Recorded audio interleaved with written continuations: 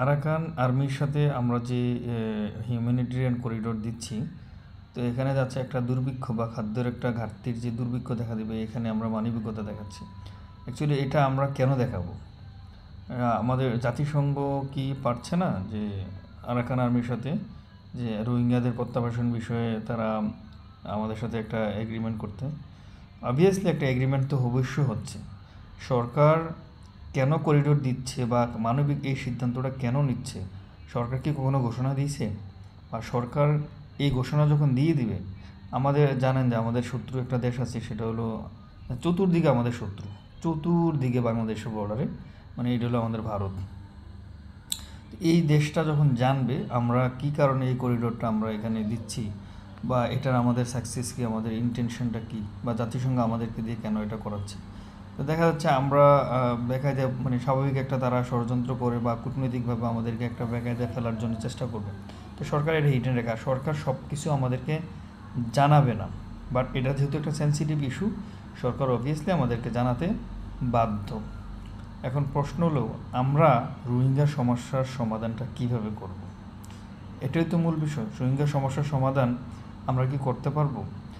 এই সামরিক জান্তা যে সরকার অং সান সুচিকে যে ক্ষমতাচ্যুত করে ক্ষমতায়, এখন যে সামরিক সরকার ক্ষমতায় আছে, তারা এই রোহিঙ্গাদেরকে বাংলাদেশে অধিবাসী হিসেবে স্বীকৃতি দেয় এবং তারা বাংলাদেশি, ওদের ওদের দেশে তারা ব্যবসা বাণিজ্য বা যে কোনোভাবে এখানে আশ্রয় করছে। আশ্রয় করার কারণে তারা ওখানে রয়ে গেছে, এখন তারা বাংলাদেশে তাদেরকে জোর করে ঠেলে পাঠিয়ে দিয়েছে। এই পাঠিয়ে দেওয়ার বিষয়ে আমাদের বিগত সরকারের ব্যর্থতা আছে, ওই বিষয়ে আমরা ওই প্রসঙ্গে আমি নিয়ে যাই। এখন কথা, এই রোহিঙ্গা সমস্যার সমাধান আমরা কি করতে পারবো জান্তা সরকারকে? গত 2-3 দিন আগেরও একটা আপডেট আছে। সামরিক জান্তা সরকার জামাত ইসলাম যখন একটা জান্তা সরকারের কাছে একটা এই ধরনের একটা স্টেট চাইছে রোহিঙ্গাদের জন্য, যদিও তারা এই বিবৃতি থেকে সরে আসছে, এই স্টেটের এগেনস্টে সামরিক জান্তা সরকার বলছে এটা সার্বভৌমত্বের লঙ্ঘনের একটা কথা জামাত সরকার বলছে। এখন কথা হলো, এবং রোহিঙ্গারা বাংলাদেশের অধিবাসী। তো এটা 2015, আফটার 8 ইয়ার্স, মানে 8 বছর পরে রোহিঙ্গাদেরকে তারা অধিবাসী হিসেবে স্বীকৃতি দিচ্ছে। তার মানে সামরিক জান্তা সরকারের সাথে বাংলাদেশের সরকারের কূটনৈতিকভাবে এটা সমাধানের কোনো উপায় নেই। আমরা কি করব? আমরা কি এখন মায়ানমারের সাথে কোনো যুদ্ধ বা জোরপূর্বক রোহিঙ্গাদেরকে ওই দেশে পাঠিয়ে দেব? এই ধরনের একটা কথাও তো প্রচলন আছে যে রোহিঙ্গাদেরকে আমরা অস্ত্র দিয়ে ট্রেনিং করে মায়ানমারের সাথে যুদ্ধ বিগ্রহে লাগিয়ে দিই। এখন কথা হলো, এটা কি সমাধান? এখন যখন যুদ্ধ বিগ্রহ লাগিয়ে দিবে, এই যে তখন তো আমাদের ভিতরে একটা প্রশ্ন আসবে, আমরা কেন তাদেরকে বন্দুক তুলে দিলাম?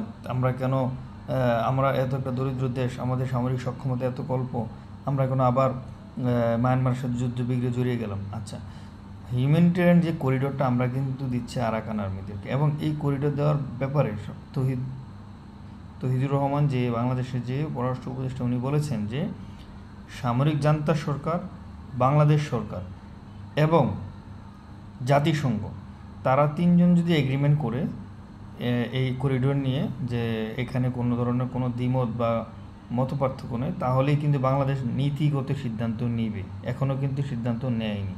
তো আমরা যারা বেশি উত্তেজিত হয়ে গেছি, উত্তেজিত হওয়ার কিছু নেই, হ্যাঁ, জেনে বুঝে তারপরেই আমাদের কমেন্টস বা বক্তব্য, নিন্দা, যেটাই করার এটা করব। এখন যদি আমরা এই করিডোর দেই এবং আরাকান আর্মি আমাদের এই রোহিঙ্গাদেরকে এখানে প্রত্যাবাসন করার সুযোগ দেয়, সামরিক জান্তার সাথে আমাদের একটা দ্বন্দ্ব বিরোধ হতে পারে, যেহেতু জান্তা সরকারের শত্রুপক্ষ হলো আরাকান আর্মি। ওই আরাকান আর্মিদেরকে আমরা সহযোগিতা করতেছি এবং স্বীকৃতি দিচ্ছি, এক্ষেত্রে স্বাভাবিক মায়ানমার আমাদেরকে একটা প্রতিপক্ষ এবং শত্রু দেশ ভাবতেই পারে।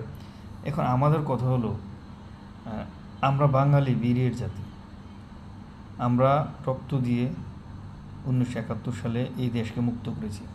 আমাদের 90% মুসলিম, যাদের ভিতরে আছে জিহাদি চেতনা, যাদের জীবন দিতে কারো কোনো পরোয়া করে না রাষ্ট্রের সার্বভৌমত্ব রক্ষার্থে, ইসলাম রক্ষার্থে, ইমান রক্ষার্থে, এইরকম এত বড় একটা জাতিকে মানে তারা কোনো পরোয়া করলো না, বা আমরাও কী ধরনের কোনো উদ্যোগ নিচ্ছি।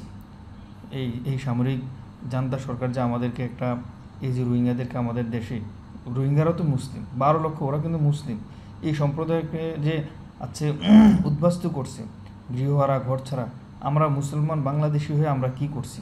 আমরা নিন্দা জানাচ্ছি, বিভিন্ন ধরনের মন্তব্য করছি, বয়ান করতেছি, যাই করছি। এখন কথা হলো আমরাও তো তাদের প্রতি দায়িত্ব যে আমরা আসলে তাদের জন্য কি করব। আমরা এই যে কক্সবাজারের উখিয়ার ভিতরে এই ছোট ছোট ঘর, ছাউনি, এগুলো এভাবেই আমাদের ভাইয়েরা এভাবে থাকবে?